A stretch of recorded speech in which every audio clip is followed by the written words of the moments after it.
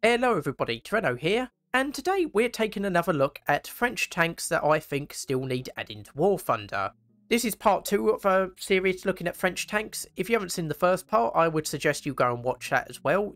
You can find the link for that in the description below. But with that out of the way, let's get straight into the episode. The first tank we're going to be looking at is the Char 2C Normandy, which was an upgrade to the regular Char 2C. And the reason we're looking at this tank is that I think it has a very good chance of being added to War Thunder in a patch in the very near future. And I'll explain why I think this in a minute, but basically the tank itself was a regular Char 2C to start off with, the Char 2C Lorraine. But in late 1939 it was decided to possibly upgrade the Char 2C by adding additional armour, and in order to test this they decided to add the additional armour to a single Char 2C, the Lorraine, which after the upgrade was renamed to the Normandy. Now, when I say up armour, this was not a small upgrade to the armour. The frontal armour was increased to a total of 90mm thickness, and the side armour to 65mm thickness. While the roof was also up armoured, I've seen some suggestions that the roof armour was doubled. I've seen other suggestions that 50mm of armour were fitted to the top, in addition to what was already there, so this is a very well armoured tank, bearing in mind the design dates back to just after World War One. So this would basically be one of the most armoured vehicles in War Thunder in the lower tiers.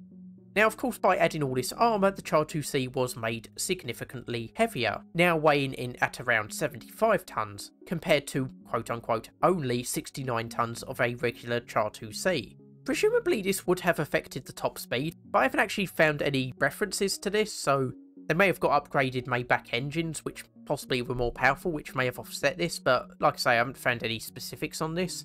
Armament would remain the same as the regular Char 2C, which is the 1897 75mm gun, which, based off of US ammunition on their 1897 gun, would give you a penetration of about 76mm at 500 metres with AP shells, meaning this would be pretty good at taking down other enemy tanks. In addition to this, you would have access to 4 Hotchkiss machine guns, while the crew complement would remain the same at 12.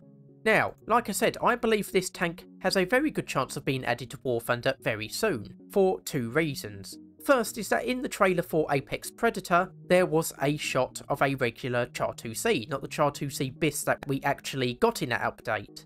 So we know that a regular Char 2C is ready and presumably could be released at any time. And the reason I think this is the Lorraine though, is that when the Char 2C BIS was originally released on the dev server, it had completely different stats to what we actually got in game, but they did fit almost perfectly for the Char 2C Normandy. So I think the Normandy was perhaps supposed to come into the game instead of the BIS, and for whatever reason Gaijin decided to add the BIS instead. So I think the Char 2C Normandy is basically ready to release and is just waiting for the go-ahead. Now, as for where it would go in War Thunder, it would probably be a very high tier 1 or low tier 2. And honestly, this could be a bit hard to balance because the Char 2C BIS is a 1.7 tank. I can't really see this being much lower than 2.3 to be honest, because it has a very good gun and absolutely ridiculous armour. And bearing in mind, the Char 2C BIS is hard to knock out because of the crew placement. You've got a large amount of crew all over the tank, so it's very hard to one-shot it. And of course the Char 2C Normandy would also have this, while also being significantly harder to penetrate. So possibly that's why it wasn't added in, because it would just be too hard to balance. But yeah, I think 2.3 at minimum, possibly even higher. But I think this would be a very good tank to have in the French tech tree. I think it would be a lot of fun, and I would like to see more Char 2Cs added to the game. Hopefully the regular Char 2C would be added as a regular tank, but I definitely want to see the Normandy variant added at some point. The next tank we're going to be looking at is the Char B1, which is the lesser known predecessor of the Char B1 BIS that is already in game. Now, the Char B1 came about from a very protracted development process. Basically, development started in 1921 but didn't actually result in a tank coming off the production line until 1934. And the Char B1 came about from a need for a bigger tank than the FT-17, which weighed about 6.5 tonnes, but a smaller tank than the Char 2C, which weighed in at a whopping 69 tonnes. And the resulting product, the Char B1, is very similar to the BIS, but does have some glaring differences. For example, it still retains the 75mm gun in the hull, which is capable of penetrating 50mm at 500 meters with APHE shells, but the 47mm gun in the turret is different. Instead of the SA-35 47mm gun, which is capable of penetrating 47mm at 500 meters with APC shells, you instead have the SA-34, which is only capable of penetrating 20mm at 500 meters with APHE shells, so a much worse performing gun in the turret. Of course, this worse performance will probably lead you to having to rely on the 75mm hull mounted gun a lot more, because this has a much better penetration than the 47mm gun in the turret. But of course this comes at the cost of having to be pointed directly at the target in order to aim the gun, which could drastically change the playstyle of this tank compared to the Char B1 BIS. In addition to the main armament, you also have two 7.5mm machine guns, one in a coaxial position in the turret and one mounted to the right of the 75mm gun. Noticeably, the armour on the BIS is also worse, with a maximum thickness of 40mm for the frontal hull and the turret, which is similar to the S-35 and Char D2 already in game. This would of course leave you more vulnerable to enemy fire, though with the weaker armament and thinner armour, this would no doubt be at a lower battle rating, which would help offset some of these disadvantages. Mobility is mostly unchanged from the BIS, with a top speed of 28km or 17 miles per hour, but unfortunately you also retain the slow turning speed of the BIS, which is of course much more of a disadvantage because you will be much more reliant on your hull mounted 75mm gun. Likewise, the crew complement is also unchanged, having a 4-man crew consisting of a driver, hull gunner and radio operator in the hull, and the commander manning the turret. It should also be mentioned that the Char B1 also has a different turret to the Char B1 BIS, which like I mentioned has much thinner armour, and you can tell the difference between the B1 and the B1 BIS by the vision slit on the turret, which sticks out much more prominently than the one on the B1 BIS. Now, if the Char B1 was added to War Thunder, I could see it being a precursor to the Char B1 BIS on the tech tree, coming in after the Char D2, and I think it would be at a battle rating of 1.7 to 2.0. Overall, I think this would be a decent French tank, which would give players much earlier access to French heavy tanks, while its thinner armour and its worse turret gun will prevent it from overwhelming enemies at this lower battle rating. And overall, I think this would just be a very fun tank to play, and it would be nice to see the Char B1 get some love in War Thunder, because of course in real life it's just not a very well known tank that most people have probably never really heard of. We now come to a rather unique French armoured car, the Panhard AM40P, or Model 201, which was a prototype armoured car that was likely to replace the Panhard 178 and other French armoured cars, but unfortunately never got into production in time for World War II.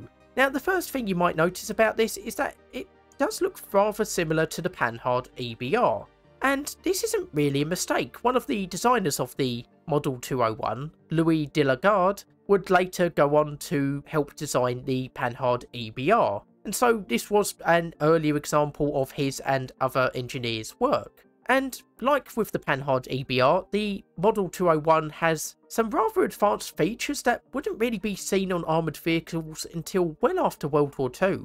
One of the first things you might notice straight away is the turret, which looks rather small, and one of the reasons for this is that it is in fact an oscillating turret. Indeed, as far as I can tell, it's probably the first oscillating turret to ever be fitted to an armoured vehicle. And of course, having a small turret was an advantageous thing to have on a scouting vehicle, because it would aid in concealment, which was something you would want for scouting work. Unfortunately, the turret is only armed with one 25mm SA-35 cannon, which is capable of penetrating 56mm at 500 meters with APC shells, which is a pretty decent performance for this weapon, though of course being a smaller caliber weapon, it will lack post-penetration damage, which is a bit unfortunate, but not the end of the world. There does appear to have been plans to fit a heavier weapon like the 47mm gun, but this doesn't really seem to have gone anywhere before development stopped. In addition to the 25mm cannon, the Model 201 is also armed with one 7.5mm machine gun, which is again useful for fending off soft-skinned vehicles. Now, when it comes to the armour, the designers seem to have